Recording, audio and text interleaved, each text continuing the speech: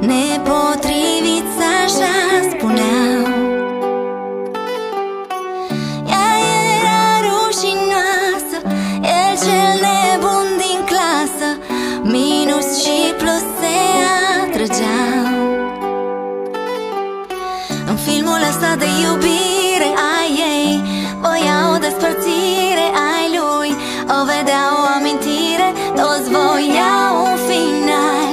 Și poate nimeni n-a crezut în filmul nostru la început. Iubirea noastră a fost ca un debut. Noi doi ne-am întâmplat neprevăzut. Și poate nimeni n-a văzut în ziua când ne-am cunoscut. Niciunul dintre noi nu a cerut. Noi doi ne-am întâmplat neprevăzut. Ei se întrebau cum oare o lună și un soare s-au întâlnit pe același cer. Tu flori de primăvară, eu frunzele de toamnă. Iubirea noastră un mister. Anii au trecut ca vântul, nori au ocolit pământul. Am rămas cu sentimentul ca la început. Și poate nimeni n-a crezut în filmul nostru la început.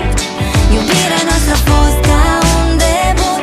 Noi doi ne-am întâmplat neprevăzut. Și poate nimeni n-a văzut în ziua când ne-am cunoscut. Niciunul dintre noi nu a cerut. Noi doi ne-am întâmplat neprevăzut.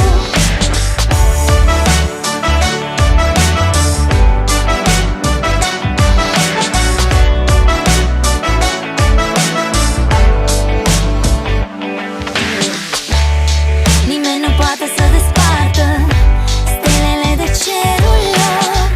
Noi doi am avut aceeași soartă. Am zburat deasupra norilor. Aș renunța la mine pentru noi. Te-aș duce într-un loc unde e doar soare. Tu mi-ai pictat sufletul în culori. Hai să fugim în lumea asta. Și poate nimeni n-a crezut în filmul nostru la început. Iubirea noastră a fost ca un debut. Noi doi ne-am întâmplat neprevăzut. Și poate nimeni n-a văzut în ziua